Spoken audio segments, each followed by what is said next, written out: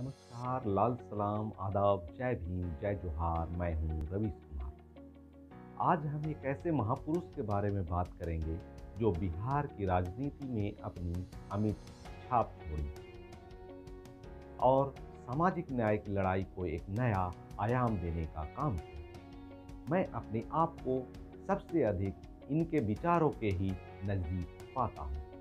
हम आज बात करने जा रहे हैं गरीबों के मसीहा समझे जाने वाले, सामंती व्यवस्था, अंधविश्वास, पाखंड के खिलाफ और राजनैतिक हिस्सेदारी के लिए जन संघर्ष छेड़ने वाले अमर शहीद जगदेव प्रसाद के बारे में।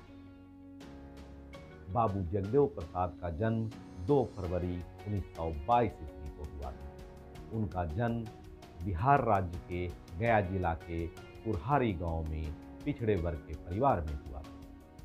वर्तमान में कुरहारी गांव जहानाबाद जिले में आता है। स्कूल की शिक्षा उन्होंने सकूराबाद में प्राप्त की थी, जहां उनके पिताजी शिक्षक थे।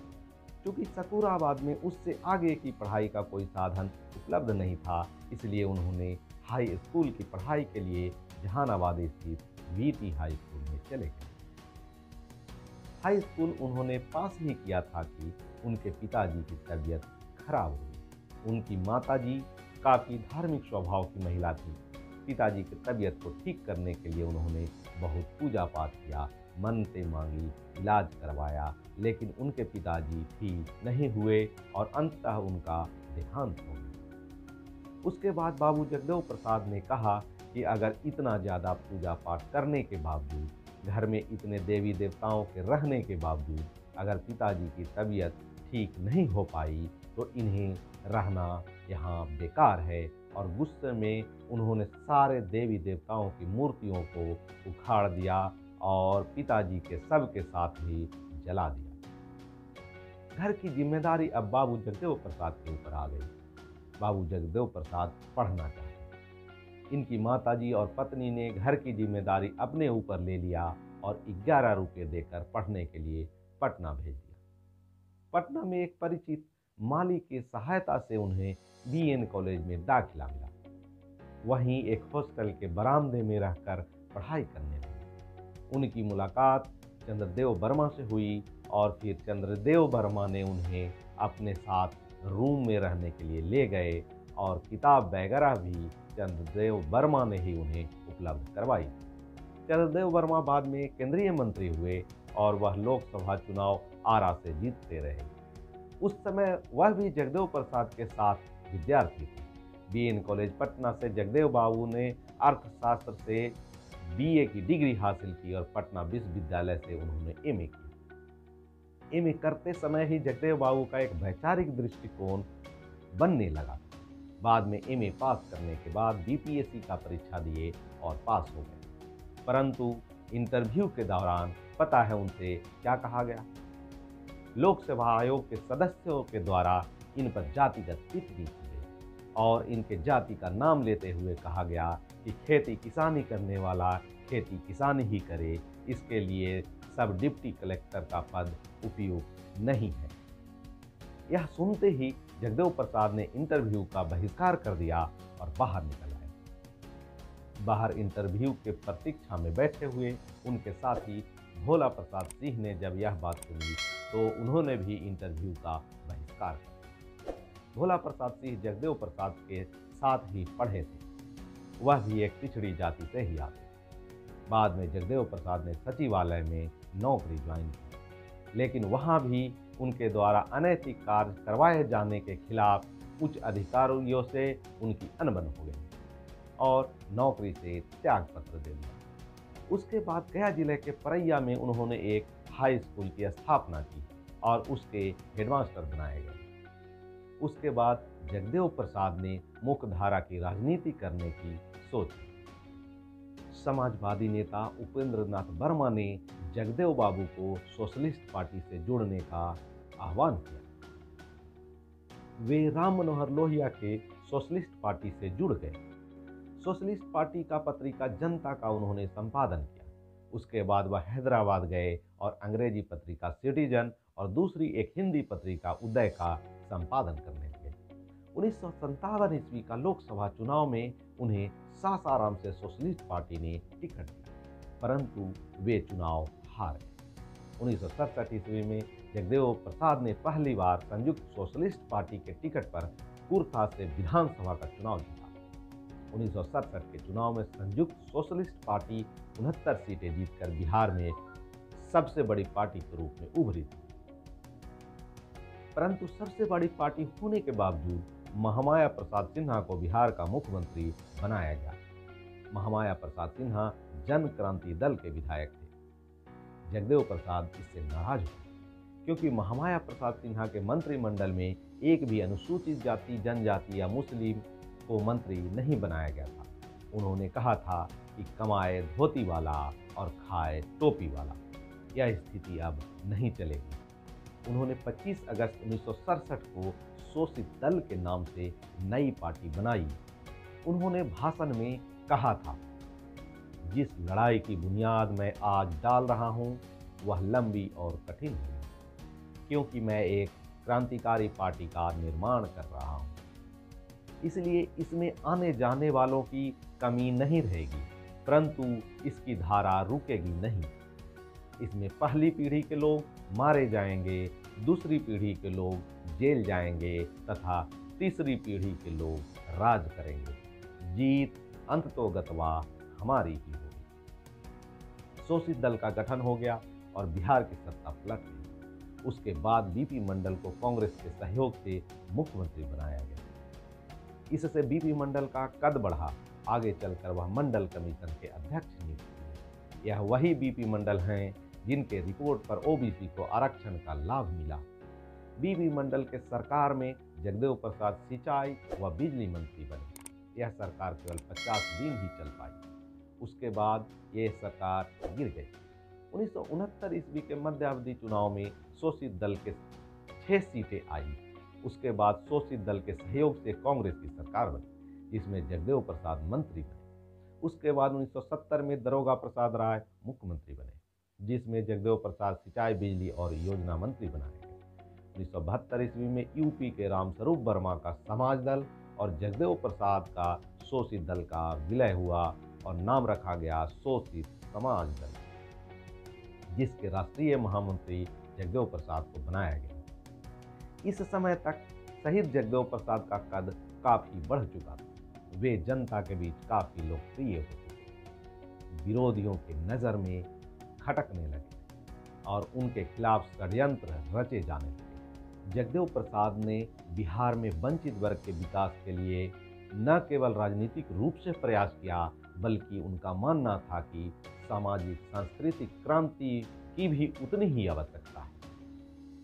इसी उद्देश्य से उन्होंने अंधविश्वास, पाखंडवाद और रूढ़िवादी व्यवस्था के खिलाफ रामस्वरूप वर्मा के साथ मिलकर 1 जून 1968 ईस्वी में अर्जक संघ की स्थापना की।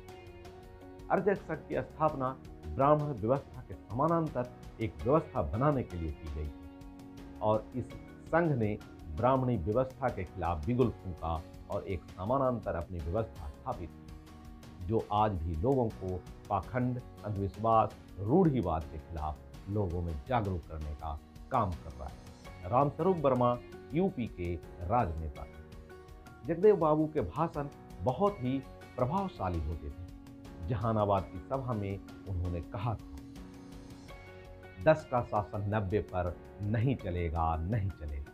100 में 90 शोषित है, 90 भाग हमारा है। धन, धरती और राजपाट में 90 भाग हमारा है। शोषित समाज दल के राष्ट्रीय महामंत्री के रूप में उन्होंने जगह जगह तूफानी दौरा आरंभ कर दिया। इसी समय बिहार में कांग्रेस की तानाशाही सरकार के खिलाफ जयप्रकाश नारायण के नेतृत्व में विशाल छात्र आंदोलन शुरू हुआ और राजनीति की एक नई दिशा दशा देने का सूत्रपात हुआ। मई 1974 ईस्वी में 6 सूत्री मांगों को लेकर पूरे बिहार में जनसभाएं की तथा सरकार पर दबाव डाला, लेकिन जगदेव प्रसाद के इस दबाव का प्रशासन पर कोई असर नहीं हुआ, जिससे 5 सितंबर 1974 से राज्यव्यापी सत्याग्रह शुरू करने की योजना बनाई। कहा जाता है कि 3 सितंबर 1974 को जगदेव बाबू को एक उनके स्वतंत्रता सेनानी मित्र के द्वारा चेतावनी भी दी कि आप 5 सितंबर को कुर्था न जाएं, क्योंकि उस दिन आपको मारने की योजना लोगों ने बना रखी है। उनकी मृत्यु का षड्यंत्र का उन्हें पता चल चुका था, लेकिन पता है उन्होंने क्या कहा? उन्होंने कहा कि मरना तो एक दिन सभी को है, यह अच्छा होगा कि हम लोगों के लिए लड़ते हुए मरेंगे। उन्होंने उनसे कहा कि अच्छा हुआ आप आज़ादी की पहली लड़ाई लड़े और मैं आज़ादी की दूसरी लड़ाई लड़ रहा हूँ, और अगर मैं मर भी गया तो आज़ादी की तीसरी लड़ाई हमारे लोग लड़ेंगे। जगदेव प्रसाद के मारने का षड्यंत्र रचा जा चुका है और कुर्था में जहाँ से शोषित समाज दल का सत्याग्रह का शुरुआत होना था, वहाँ खास जाति के डीएसपी, मजिस्ट्रेट और पुलिस के जवानों की तैनाती किया जा चुका। लगभग 20 से 25 हजार लोगों की भीड़ वहाँ जुटी थी। इतने में पुलिस ने सत्याग्रहियों पर लाठीचार्ज। जगदेव बाबू वहाँ बरामदे में बैठे हुए थे। पुलिस के अधिकारियों द्वारा जगदेव बाबू को बुलाया गया और कहा गया कि आप आइए और इन सत्याग्रहियों को शांत कराएं। आप ही के बोलने से यह लोग शांत होंगे। ऐसे बहाना करके जगदेव बाबू को बाहर बुलाया गया और जैसे ही जगदेव बाबू मंच पर चढ़े और लोगों को संबोधित करना शुरू किया, पुलिस प्रशासन ने इशारे से गोली चलाने का आदेश दिया। समय लगभग 2:30 से 3 के बीच में रहा होगा। पहली गोली तो चूक गई, लेकिन दूसरी गोली जगदेव प्रसाद के गले को बेधती हुई निकल गई। साथियों ने तुरंत उन्हें उठाकर जीप पर रखकर इलाज के लिए ले जाने का प्रयास किया, लेकिन पुलिस ने सभी सत्याग्रहियों को मारते हुए अलग कर दिया और देव बाबू को छीनकर घसीटते हुए थाने में ले गए। और वहां जब उन्होंने पानी पानी कह के पानी मांगा तो थाने के सामने रहने वाली एक औरत जगदेव बाबू को पानी पिलाने के लिए पानी ले गई, परंतु वहां खड़े राइफलधारियों ने उस दलित स्त्री से पानी छीनकर फेंक दिया और पानी उन्हें नहीं देने दिया। इस तरह बिहार लेने शहीद जगदेव प्रसाद पूरे वंचित, शोषित, पिछड़े दलित के अधिकार के लिए लड़ते हुए अपने प्राणों की आहुति दी। पूरे गया जिला में कर्फ्यू लगा दिया। उनकी लाश को गायब करने की साजिश की गई। डाल्टनगंज के जंगलों में लाश फेंकने के लिए ले जाई गई। 7:30 बजे संध्या को रेडियो से प्रसारण होने वाले समाचार में इस खबर को छुपा लिया गया, परंतु BBC लंदन में 7:45 बजे संध्या के समाचार में घोषणा किया कि बिहार लेनिन जगदेव प्रसाद की हत्या कुर्था में पुलिस ने गोली मारकर कर दी।